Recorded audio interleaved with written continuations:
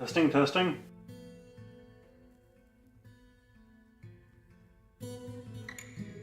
Great, okay, I think I have push to talk enabled, so I can talk to you guys a little bit.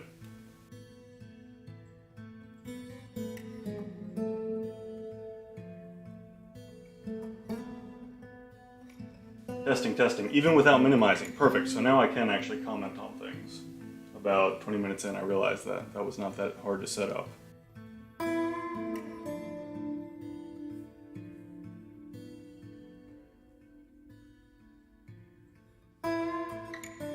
But yeah, this is a chill stream. We're watching, this is 100 years of Dwarfitude. We are doing 100 years in this crazy fortress that I just made and committed myself to. So we are 14 years in, almost 15 years in, and we're going to see this through to the end. Our trees may not last, there's all kinds of trouble that may beset us, but these dwarves are incredibly battle ready and worldly, so I think that we can survive it.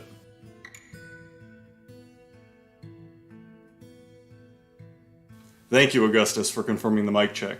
I actually do need feedback like that. Type me, even if you're like, should I type him or should I not type him? Type me, that helps. Thank you. In the chat there.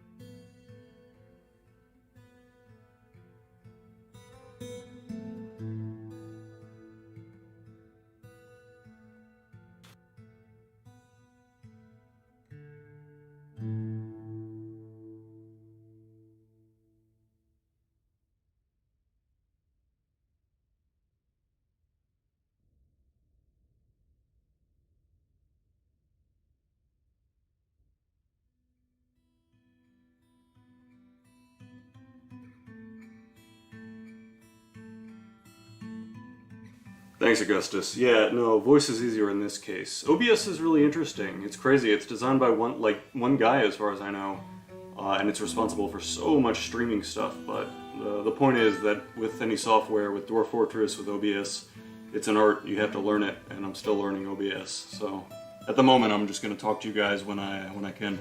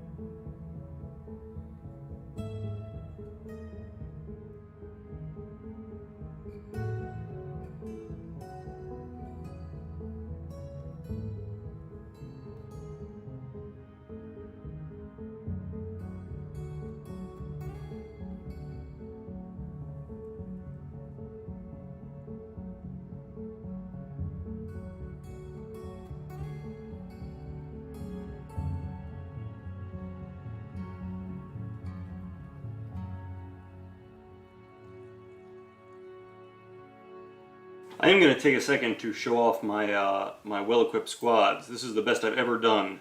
And the secret is that I turned up goblin attacks, or, you know, hostility from enemies. I turned it up to full. I ran them on fast dwarf. I know this doesn't look so good. I know probably people who were waiting for me to get to the good part were like, what is this? But these are my side squads. You can see big swaths of total green. Every little thing a soldier could want. Some squads have less than others, but that's necessary in war. The way I did this was just fast dwarf for training, so they're all legendary at combat. They've all practiced combat in like ultra fast time. And then we kill so many goblins because we turn the enemies up. Actually, let me turn the enemies up this time. So I turn them off sometimes when I'm working on economic stuff, but let me turn them up for you right now so we can see a few. You will see even with Fast Dwarf turned off, even with my Dwarves Fighting Fair, we clean up every single time because we trained for 1,000 years.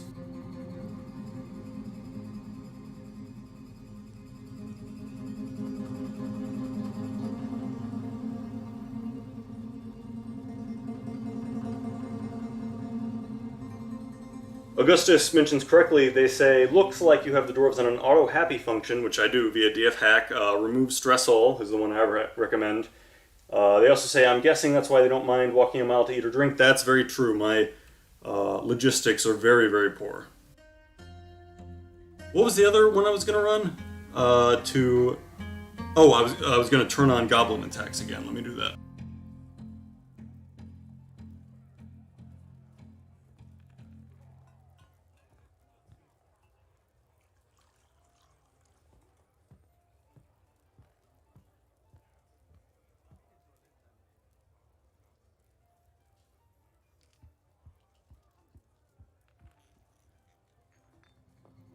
But yeah, Augustus, what you're noticing is a combination of Fast Dwarf and Remove Stress All. Both of those make for getting a bite to eat, a low stress event in the Dwarven anthills that I build.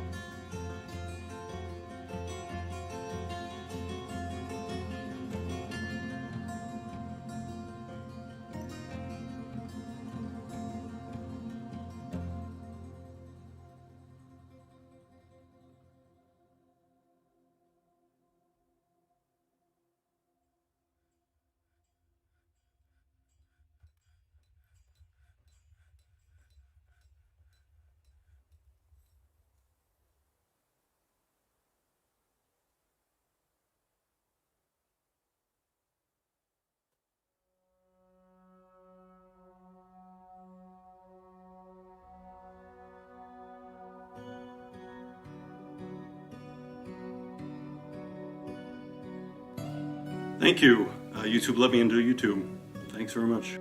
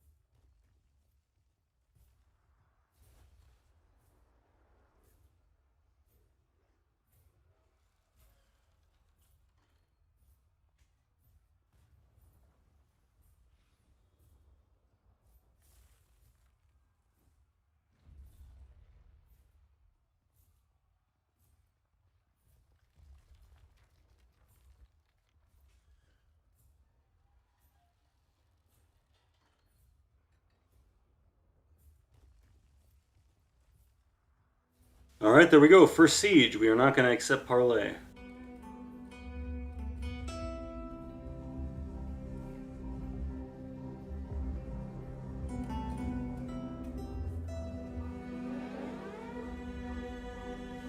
So what we are going to do is we are going to give them a few seconds of finding no one so that they can walk into the map, get caught in cage traps as they can, and then once they're disorganized, once my map has left them not ready to attack, we're going to just come out with our legendary swordsmen or swords dwarfs and axe lords and all that stuff, and we're just going to clean up the rest.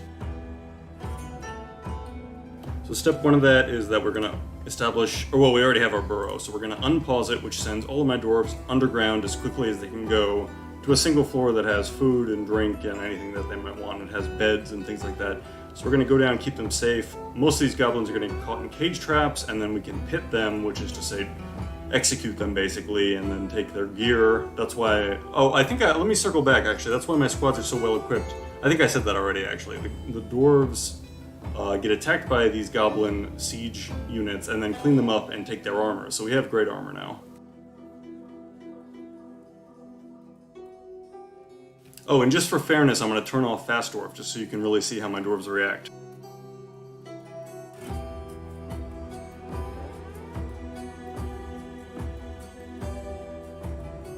Okay, so fair fight. Fair fight. The dwarves are not moving faster than the speed of the goblins. We've moved them down to the burrow. We're going to let the goblins come in a second before we punish them. You can see right up here is the big goblin swarm.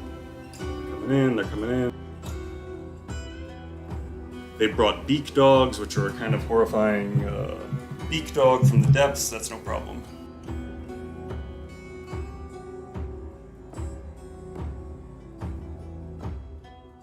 As you can see, it's a pretty big invasion. It's a pretty huge invasion, but we do not care. We're fine.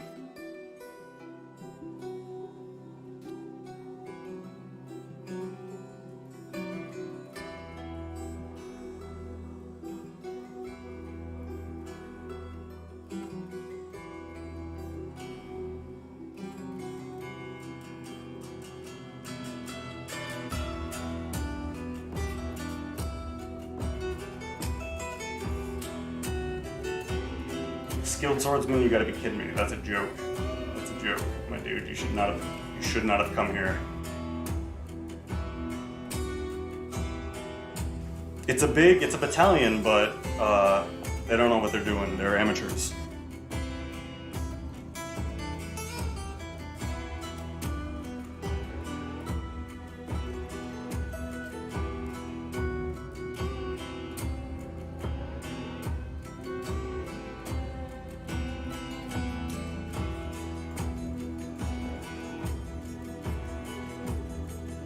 Yeah, we're just letting them walk into these cage traps. We're going to capture as many as we would like, and then right after that, we will go ahead and clean up the rest. Goblins usually will go in this way through the siege. They will occasionally show up on my training grounds, which is always funny, because then my dwarves will kill them before I even know what's happened. But they usually go into this one very trap-laden tunnel that we're about to see, and then when the rest have survived the disorganization of their siege unit, we will go in with our very skilled dwarves and just kind of mop them up.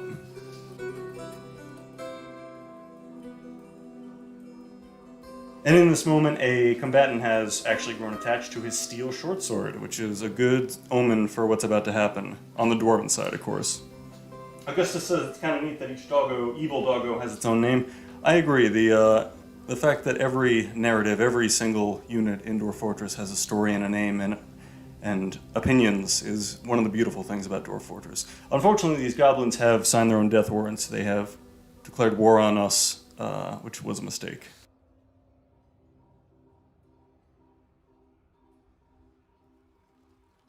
Here you can see my cage trap tunnel, so that's going to catch about 15 or more goblins out of the siege, and then we are going to just straight up gank the rest.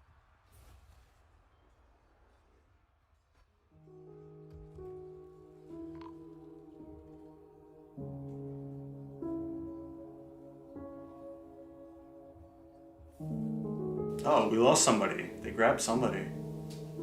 Oh, man. Okay, well, you know what? That's okay, because every dwarf in this fortress is actually a master of all crafts, because they've been training at the speed of light. So we will mourn him. We will create a tomb that honors their memory, but we are going to continue on with the siege.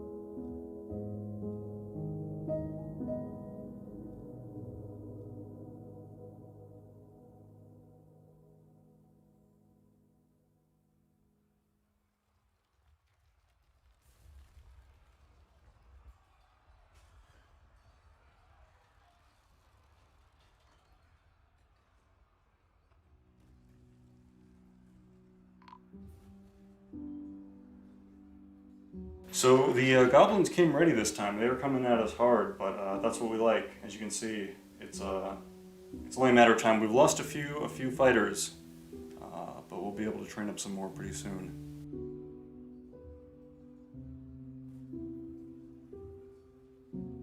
You can see here are a few cage prisoners. We might have sprung the trap a little early, but I wanted to show you what my soldiers can do. Maybe I'll pull them back now.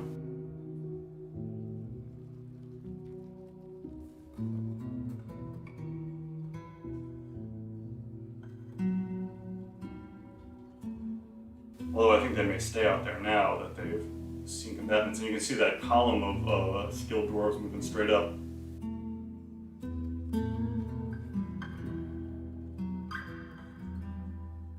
And you can see the invasion is basically cold. We lost 3 dwarves to, how many was that? 45 goblins, with each having like an attack dog, so like 90, who knows? Well, you can go back and look at the footage and see exactly what it was. But we have cleaned this up. There's a few more invaders. We're going to clean it up. Just basically the dogs of the goblins. And yeah, that's it. It's easy. We have more named short swords.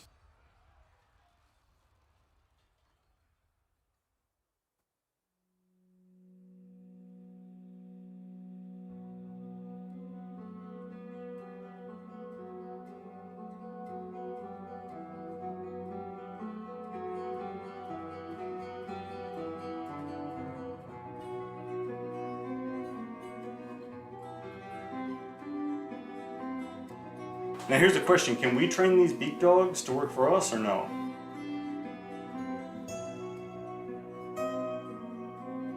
Because we killed all the goblins, we basically captured their dogs, their war dogs.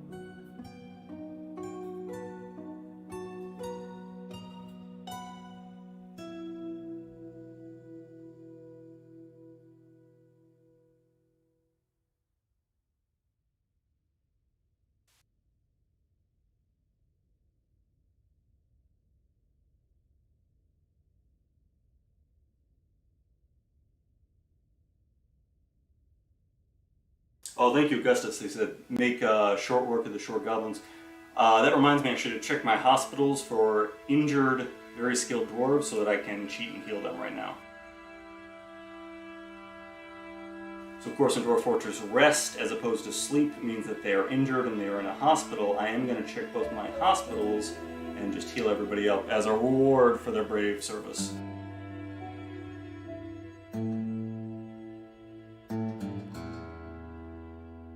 And you see they just hop right back out of the hospital bed, they're fine.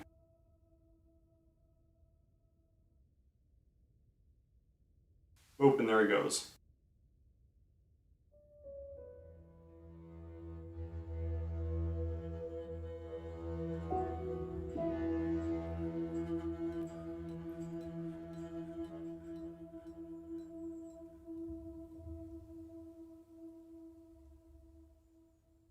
And I'm watching Recovered Wounded so I can make sure everyone else who served in that little skirmish can get the same treatment, of course. He's very hurt. I'm going to actually heal him on the way. Okay, wow, the hospital. Yeah, so I have two, sorry for the chair squeak, the major chair squeak. I have two main hospitals, one close to the surface and one down in the depths. After every skirmish, I go ahead and I just check both hospitals, fully heal everyone with DF hack. It's the right thing to do. I don't know, I like it.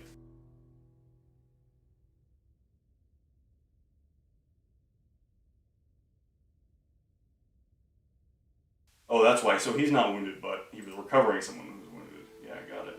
And we can use this as an example of, we've got a cut on his leg. That's not even too bad, and we actually did great.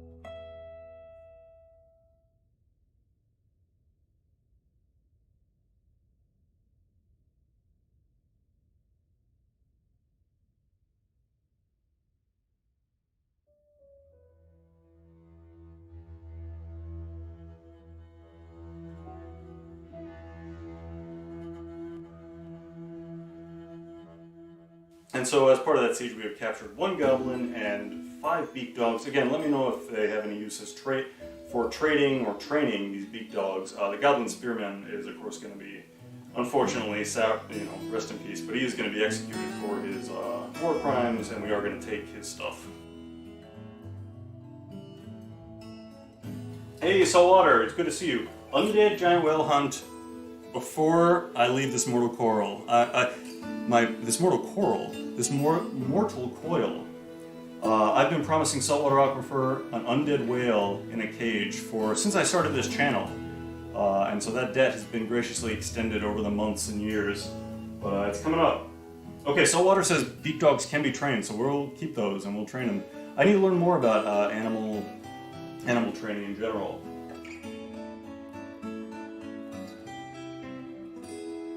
And Saltwater, just update actually as well. So this is actually Saltwater Aquifer's idea for a map, which he just said play along for a map. And so I said I'm going to play this map for 100 years. We're 14 years in, and this is actually part of, it's not quite, I'm checking on it, I'm doing chores around the house, but I'm checking on it every time something happens. And I'm just trying to see how this community evolves over the years and months.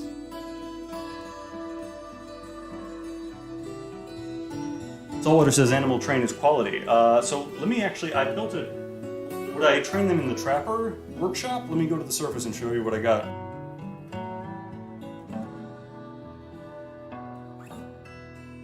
It's not a vermin catcher shop, right? I assign it in the work orders as like train a wild animal.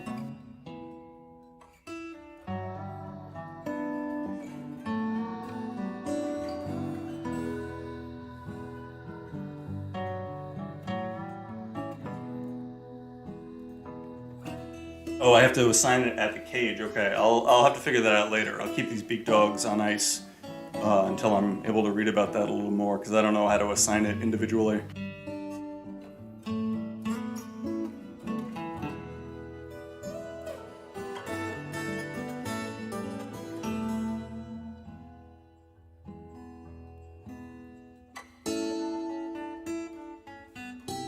Thanks, Saltwater. Thanks for coming. Saltwater Aquifer, everybody. One of my biggest... there's a few people... Augustus is also here. A huge advisee for my Dwarf Fortress continued education. But thank you both for being here. Thanks, everybody, for being here.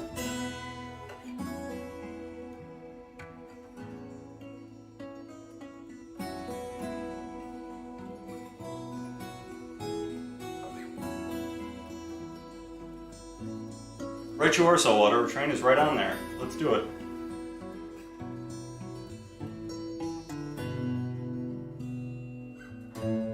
Thanks, Saltwater.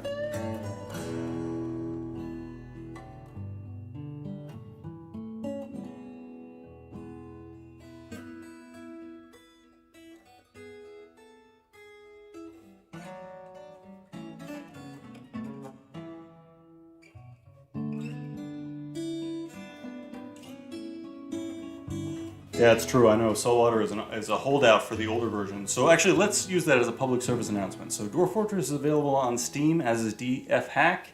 If you got, I forget exactly how much it costs, but you can get it there if you prefer.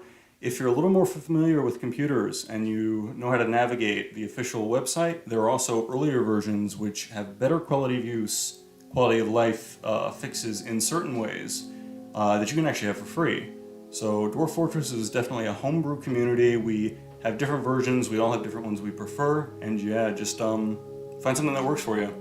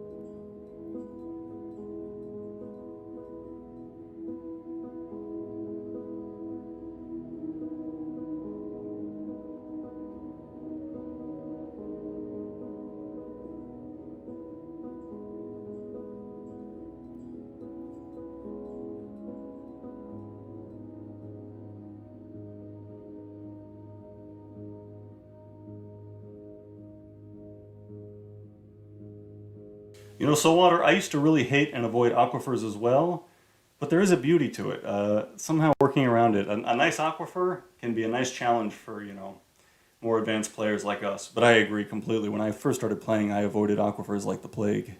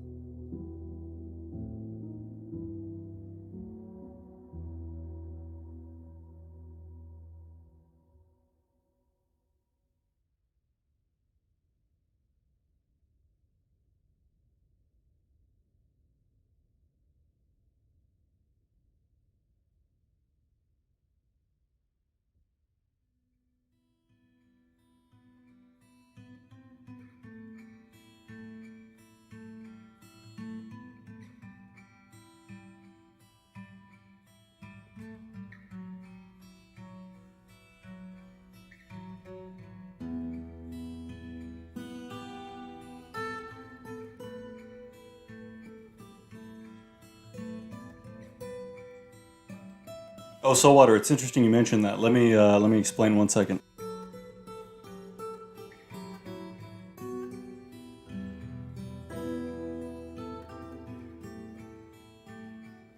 So early on, we're about 15 years into this experiment. I did an experiment earlier in this where I tried to make everything a central stockpile as much as possible. Of course, anything that, will create miasma goes on the surface, but literally a single stockpile. And the result of that was that I discovered so much bug tracking in the Dwarf Fortress community about how the bigger the stockpile, the less efficient the game will be able to task dwarves to it, basically.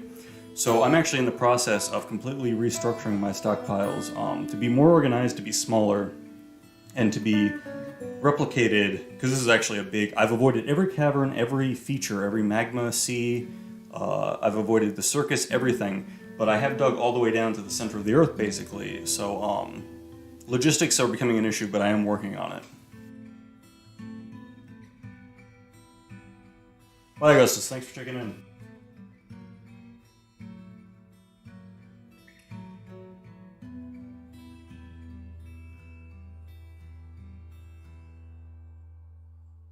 Well, Saltwater, you might not have seen yet the skywalk. I'm trying to blot out the sun, like in that old Simpsons episode, and it's going great.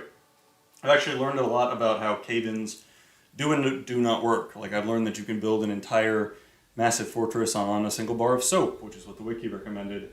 But you'll see actually a few cave-in damage points from where I was experimenting, but now I understand cave-ins thanks to this skywalk. Thank you, Saltwater. They say for FPS and for a big fortress like this, the keyword is a centralized main hallway if you can.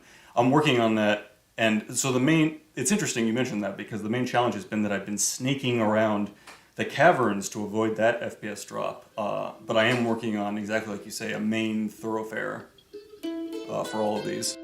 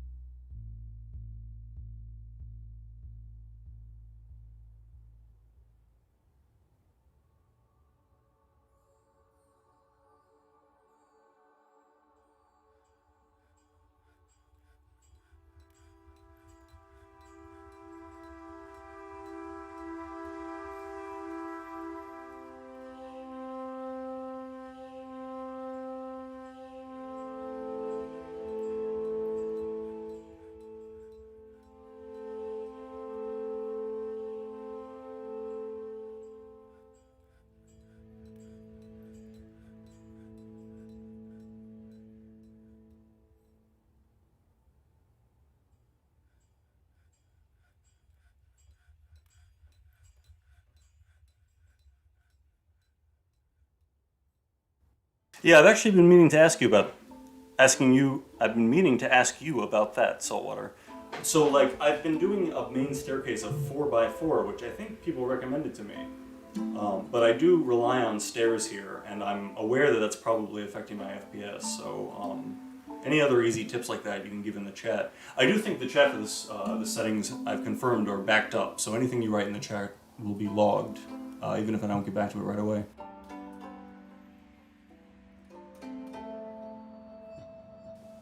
Thanks for complimenting my my big skywalk. I agree, it's very, very weird. It's built like funny mushrooms or something. But yeah, it's been really interesting to learn how things collapse, and it also does look weird. He said the topmost building is weirdly drawn by the game, but it looks super cool. It really does not work in StoneSense, so that 3D visualizer in DF Hack. That top building doesn't render at all because it's completely built out of staircases and like just flat, like zero-dimensional floors. I'm just kind of like cheesing how to build above ground.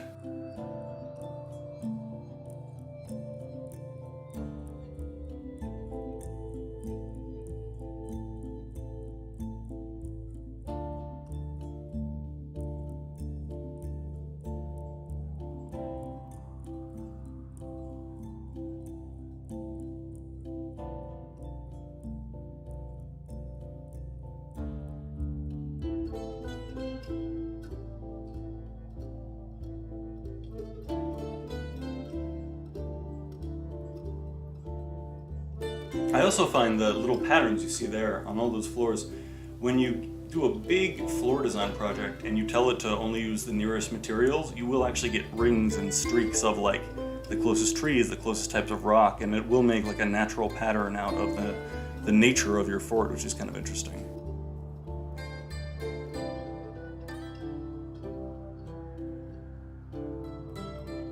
Saltwater says, 2 by 3 by 1 rooms stacked high, dwarf only go to sleep and maybe store items. Some players use stairway, bedroom, hotel setups.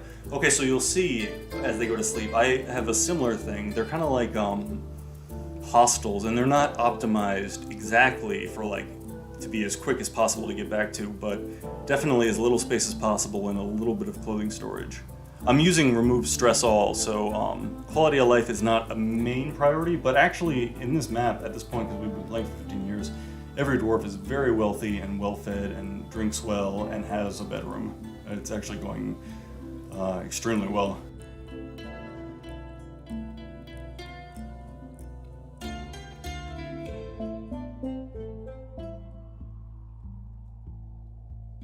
And lots of sentimental weapons. I'm not sure what that's about. I guess just because it's a Spartan society.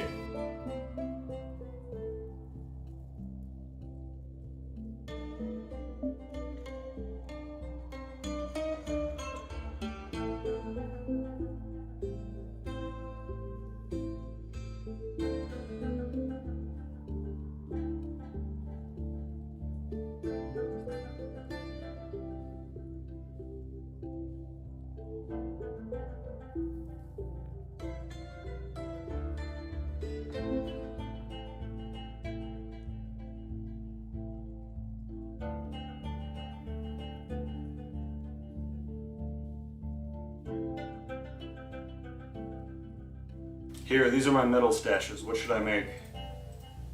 I'm gonna set them to just forge stuff for a while. Definitely something out of gold, silver, and copper, and iron.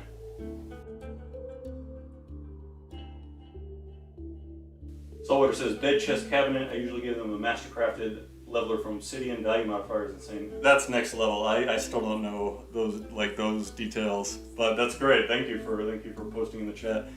More skilled players will know what to do with that. And I know definitely about bed, chest, cabinet, but I'm not sure about the mastercrafted leveler from Obsidian. Don't know about that.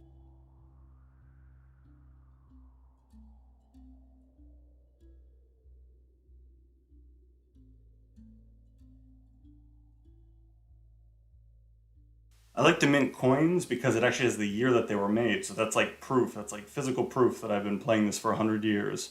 So I've been minting gold and silver coins whenever I have too much gold and silver, which is very relatable as a problem, right? When you have too much gold and silver, you make coins.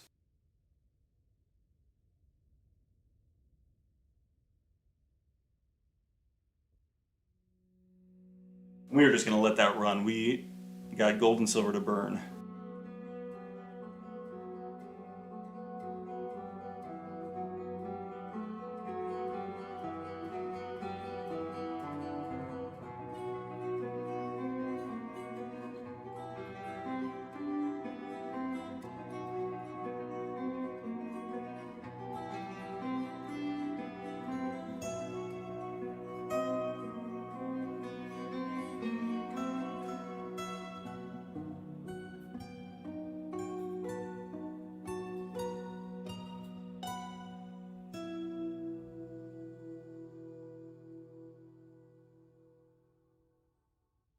Oh, that's interesting. Saltwater says, I don't leave crafts in stockpiles because it's such a good mood modifier for dwarves, which I knew. Like, dwarves will claim crafts to improve their mood. But does being in a stockpile prevent that? So if you leave it in the workshop, they'll claim it faster? That's great to know, if true. Sorry, just to read the exact quote, it says, I don't keep crafts in a stockpile so the dwarf can take them and store them. And it gives them a good mood buffer. That was the source of my question. Oh, this is the good one. Ooh.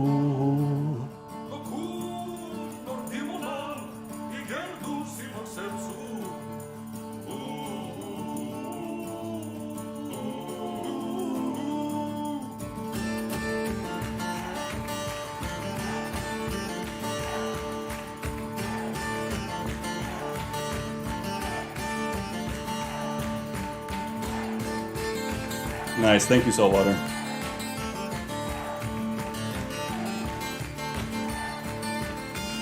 These are dope. I'll show you, if you haven't seen yet on my level, I'm also a honey and wax man myself.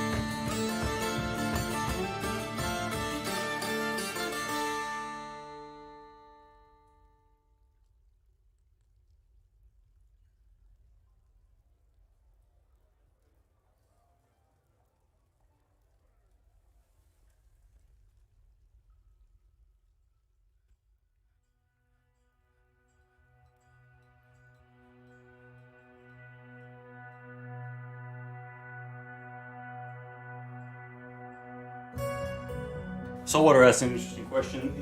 They say, what is your ratio of destroying hive versus non-destroying hive? So for those of you who may not know beekeeping in Dwarf Fortress, it's forgivable.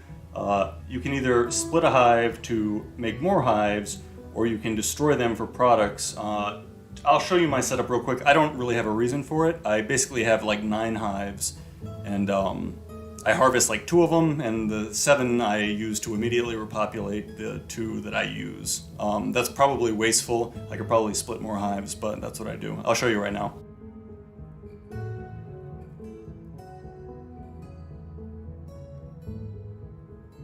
Or not quite, my memory was off, but you see there, outdoor access ready to be split, which means that I'm actually wasting it by not splitting it. Gather any products on this one, which means it can be destroyed. So gathering products is what destroys it, and installing a colony is where, like, if a colony is ready to split, you can duplicate it. So I don't really pay too much close attention to it. We have plenty of honey that we need. Although I am, let me see what I can make with wax, actually. You got me thinking.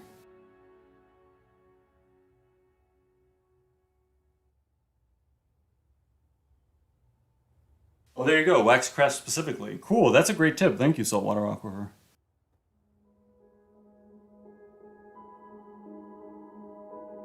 I don't think I have any other use for wax, so we may as well go for it.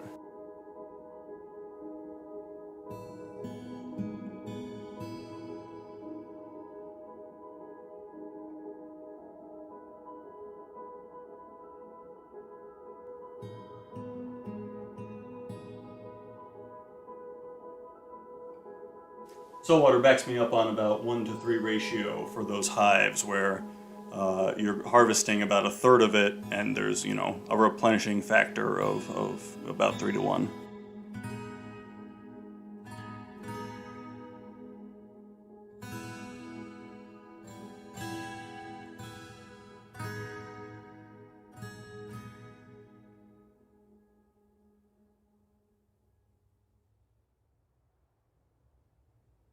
I'm also trying to cut down all the trees to make war with the elves. It's going fine. The trees honestly grow back faster than I can cut them, and the elves are more patient than I can antagonize them. It's tough. Oh, the other thing is that I think the elves are friends with my monarch, so if I make war with them specifically, it's going to cause the civil war problem again.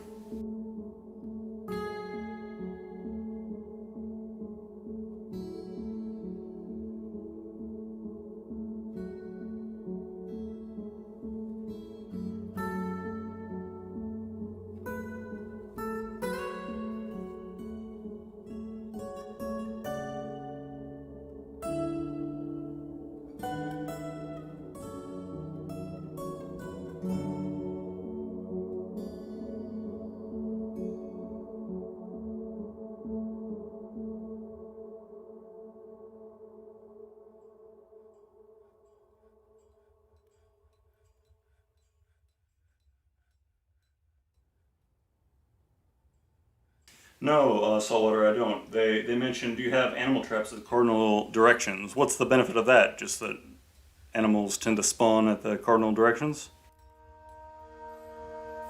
I do have just kind of a general minefield of cage traps out in the surface wilderness.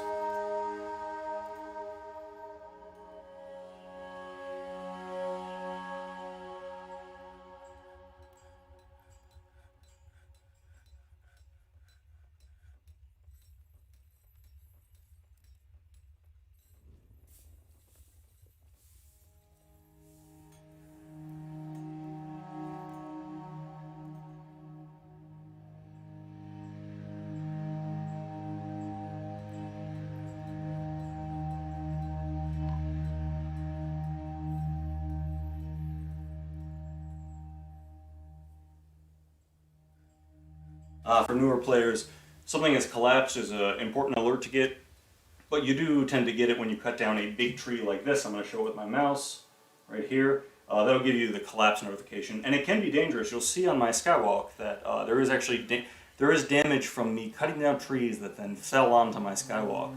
So it's a useful alert, but it's not as scary as it seems. When it says something has collapsed on the surface, when you're clear cutting forest, that's going to happen.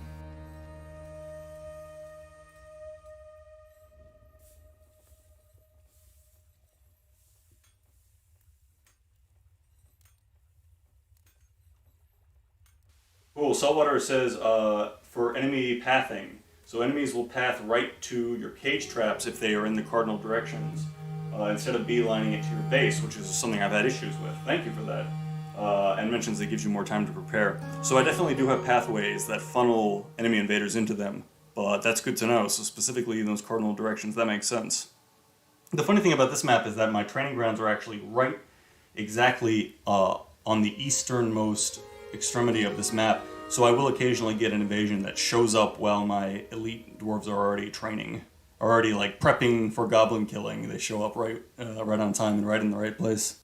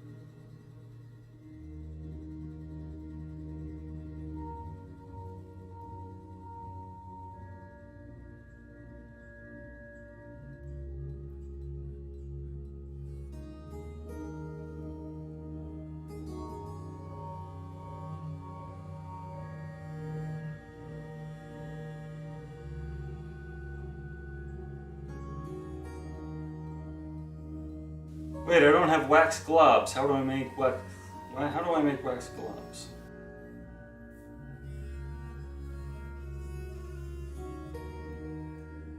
Interesting. Okay, so wax is rarer than I thought. I guess let me build more hives.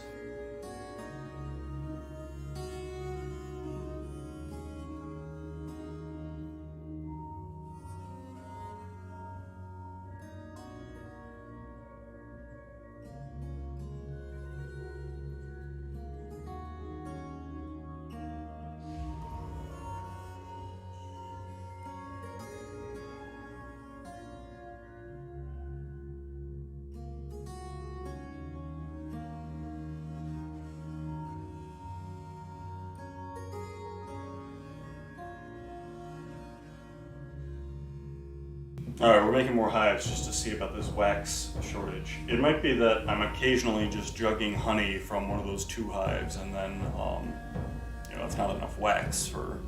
I think it said it needs 150 wax globs for a batch of craft, so maybe I gotta go bigger.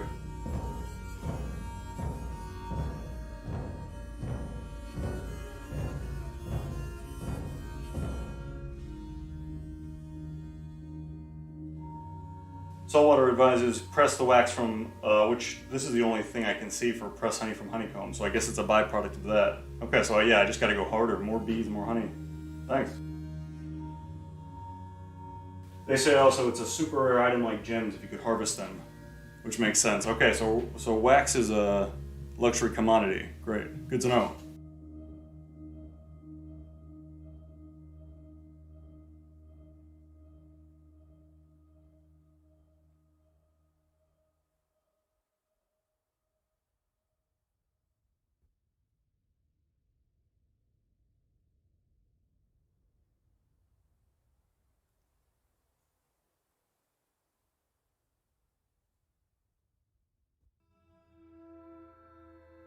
Well, I haven't shown my pit yet, but let me show the pit. Let me pit this goblin, actually. I'm gonna turn your eyes away, log off if you're... don't want to see violence. Wait, where is it?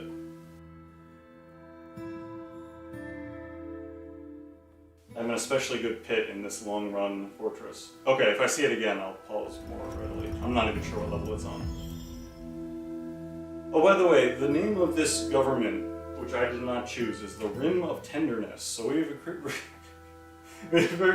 created hundreds of legendary items, which will always be associated with, quote unquote, the Rim of Tenderness. That's just something I've noticed in this save. Native Silver Mechanism, though, that's a nice little legendary item.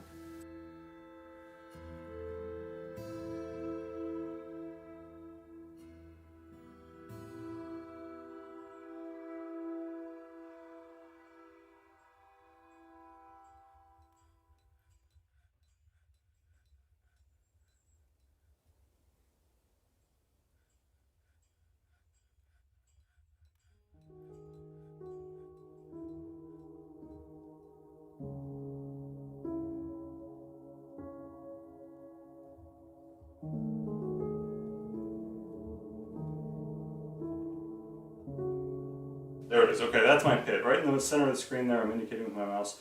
So as you can see, I mean, that's a pit. That's several layers down. And you can see there's butchers and a rendering plant, and you can see some goblinite. So in Dwarf Fortress, goblinite describes the gear that you strip from goblins who have attacked you foolishly, and then you overwhelm them and you take their stuff. So this is a stockpile with goblinite with a few butcher shops in case we have to cull animals. You know, it's an unfortunate fact of animal husbandry. So this is a pit of despair, and you may say, that's not even close to deep enough. Well, you're right, because it rises up one level, and then another level, right here. This is so it's a pinpoint precision drop through this many levels, actually, for any executable prisoners of war or additional animals that need to be removed without slaughtering proper. They will fall this far, they will hit this, and then there are butchers and a stockpile of goblinite to process the remains. It's very brutal, but I did want to show it, because in long-run Dwarf Fortress games where you have enemies turned on, you are going to need one of these. And The one I built for this one, because it is a long-term fortress, is especially nice, so I just wanted to show it off. It's a brutal dwarven technology, but I did do a especially good job this time.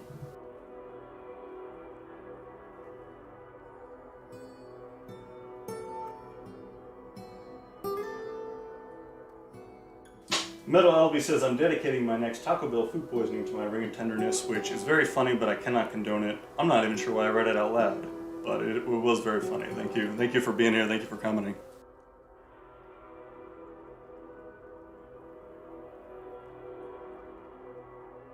And for the record, that is exactly where my mind went as well. This was the randomly procedurally generated name for the government that would oversee this map in Dwarf Fortress, which I committed myself to for 100 years.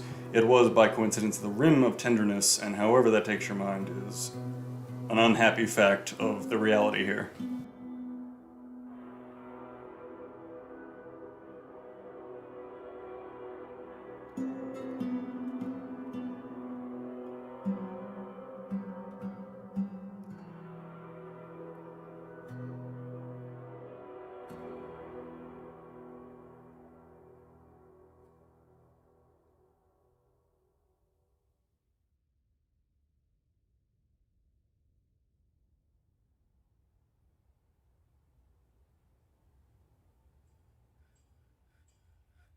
I'm going to build more skywalk bedrooms. I have one, let me show actually, to demonstrate. So bedrooms can't be made if it's not an enclosed space, but you can build walls, and you can build floors, and you can build floors above those walls, which counts as a ceiling. So I do have bedrooms and tombs up here, which is not normally possible.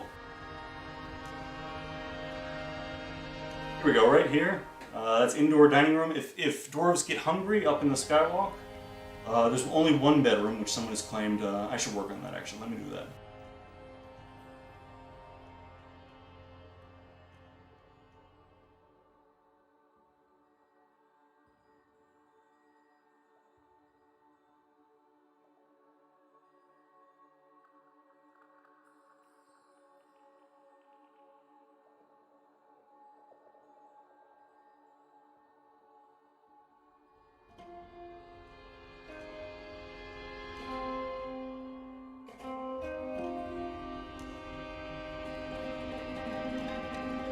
And on this screen, of course, you can see all of the assorted treasures of the Rim of Tenderness. In case anyone was curious, it actually is a remarkable collection of legendary items, including several legendary beds and a few other silly things like that.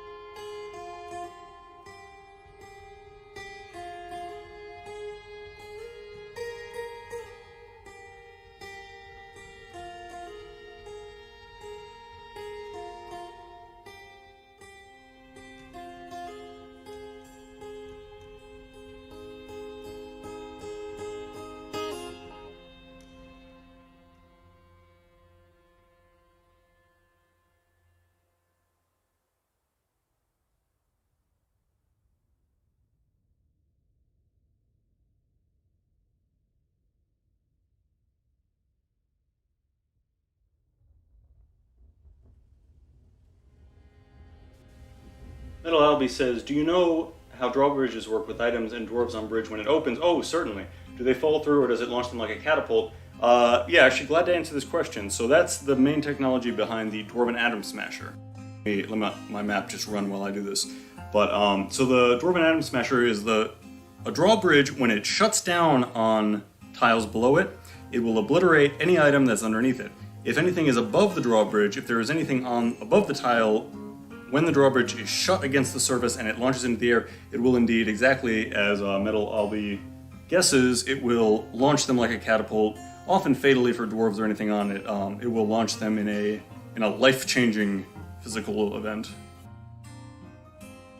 Which, that's true, I actually haven't built, this is a 100-year fortress, but I haven't built a Dwarven Atom Smasher yet because I'm using the DF hack code Auto Dump Destroy, which serves the same purpose, but it's not very dwarfy of me. I should build a proper Dwarven Atom Smasher as well that does exactly as you described, uses a drawbridge to smash things underneath it, and as needed, murder things standing on it.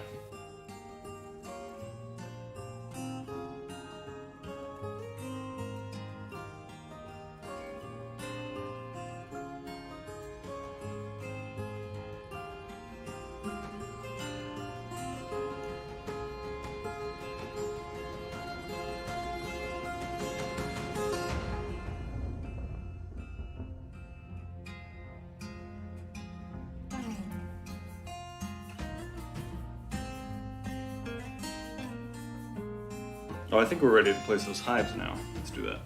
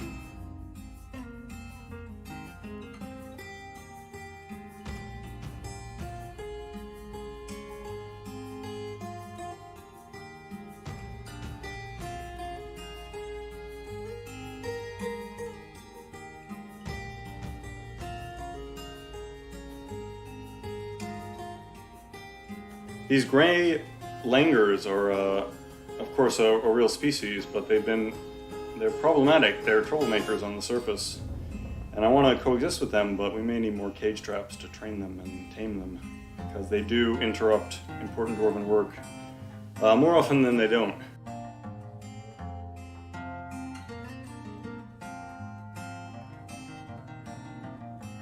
That's an interesting idea. Metal Albie mentions a giant spear pit with a lifting drawbridge to throw stuff into it. That's a great idea for an execution device. It's a little more steps than the classic Dwarven just pit drop, but I do like it. Maybe in the 100 years of Dwarfitude, as we're working on this map, maybe we can work onto something that reliably flings captives into a secondary zone.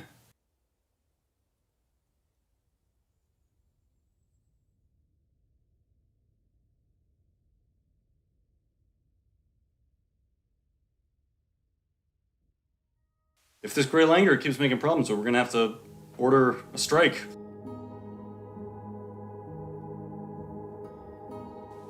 Okay, they're all caged. So my cages have been working, but what's going on? How are they still disturbing? Are they just like screaming and it's bothering people? I don't know. Oh, let me show you the pit with this one prisoner war that we have. Again, I don't condone this as a human in the real world, but in Dwarf Fortress, this is a matter of business. So let's see about that.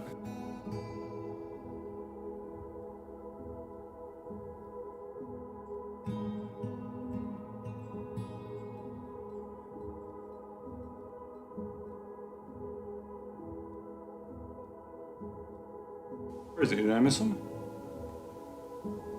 There he is, yeah, great. And hopefully he's not so far from this drop zone that he escapes, but if he does, then my dwarves will take him out. We'll have to see what happens.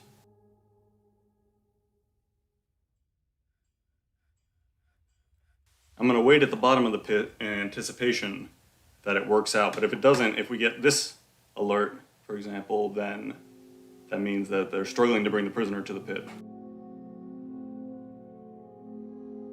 It still seems to be that same Grey Langur, though.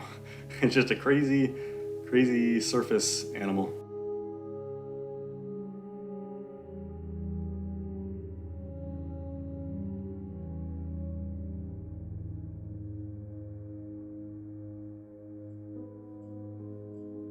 And there we go. So the only survivor, presumably an especially brave warrior from the Goblin team, The only surviving, he is now stunned. Wow, he's really strong. He dropped 10 Z levels, and let's check his health. He has not suffered a scratch. This guy is intense. What is the deal? Let me see. Just a skilled spearman. Alright, well, he's about to get caged in the exit way. But, that's crazy. I'll challenge my dwarves to him. But he does get caged. Sorry. The house never loses in my fortress.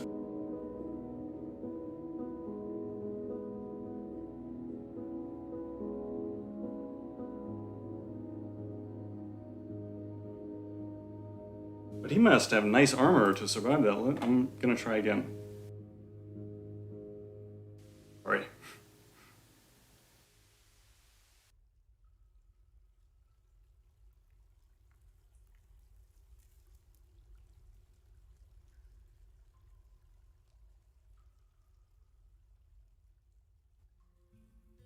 So they are cycling him to a stockpile, and they're going to drop him again, and we're going to see... I mean, I'll be ready. I'll challenge him in proper combat after that. That's crazy that he's just immune to fall damage, which I've never seen on just a goblin defender. He must have really nice armor. Oh, actually, that reminds me. Let me set this floor as lead so it's as painful as possible, because that's the point of a pit. Not as painful, but as immediately life-ending as possible, you know?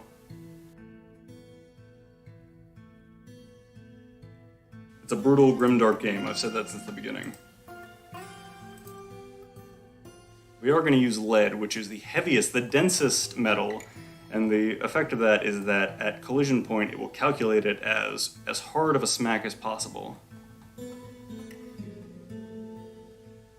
Oh, there it is.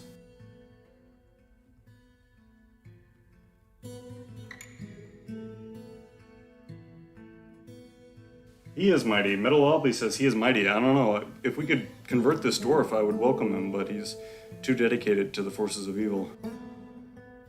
He has to be destroyed, unfortunately, even though he's like a Hercules of goblin masculinity. Is that right? Let me actually check.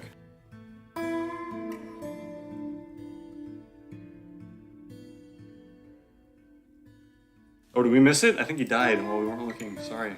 But that's what... Don't attack my fortress. If you don't want to die while I'm not looking, then stop attacking my fortress. Yeah, I think he's gone. He's already dead. Okay. Sorry.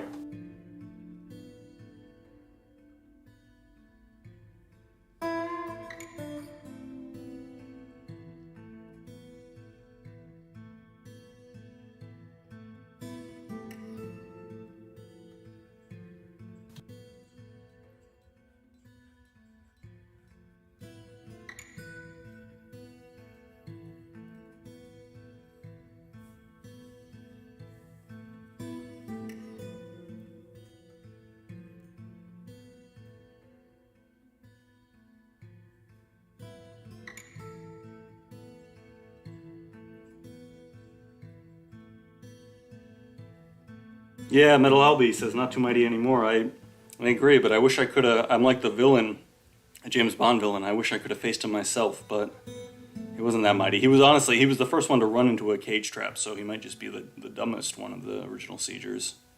That's definitely a possibility, so... Rest in peace. We'll take care of him. We're going to melt his armor down and add it to our mighty dwarven metal stockpiles, as is tradition, as was agreed when they tried to besiege us.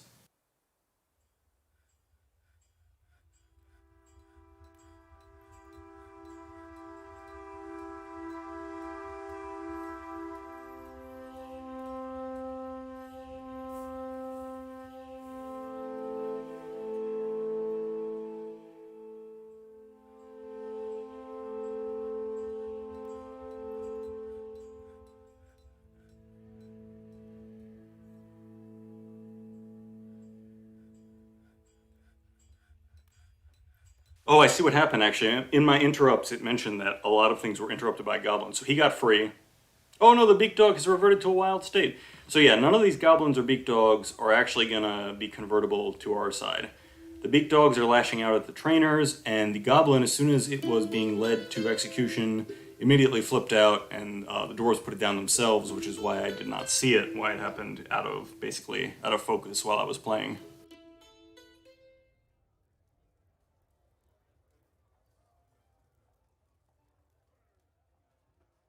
But that's just the way it is. Doo-doo-doo, doo-doo-doo. That's just the way it is.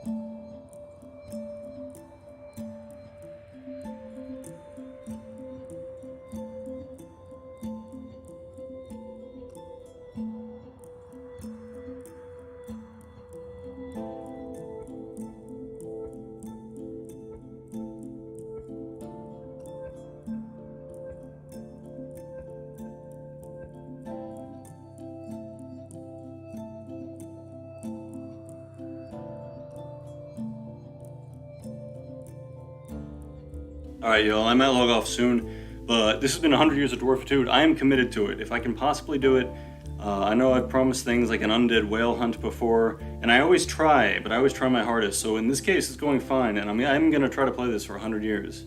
And maybe I can trade for an undead whale or something, but yeah, I'll log off soon tonight, and thanks for joining me. Thanks for keeping me company during the world building that is, you know, playing a Dwarf Fortress map successfully for many, many decades in game.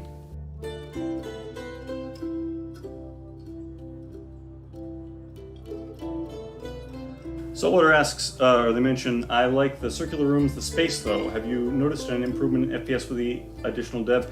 You know definitely more than me and my.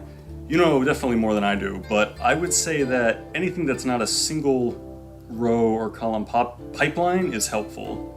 Anytime they're not pushing past each other in hallways or in staircases, I've noticed is better, but that's all I've noticed. So I hope that's helpful. I mean, that probably is common sense.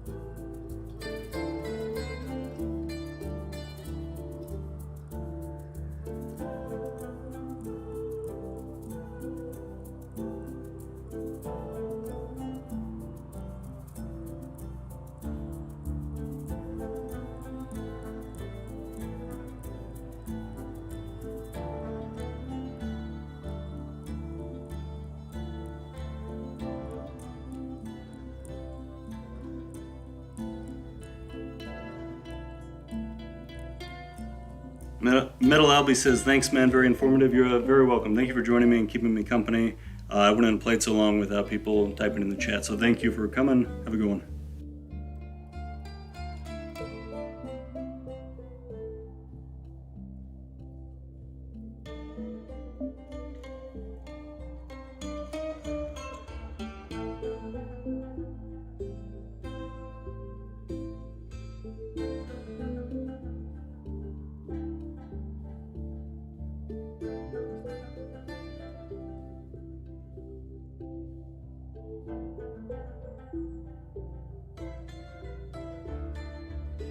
And we are clear cutting the trees. We are going to clear them all eventually. Just to spite the elves.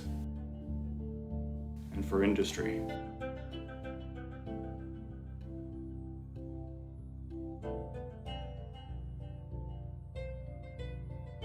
Yeah, Saltwater, I'll log off soon. Thanks for joining me. Thanks for keeping me company.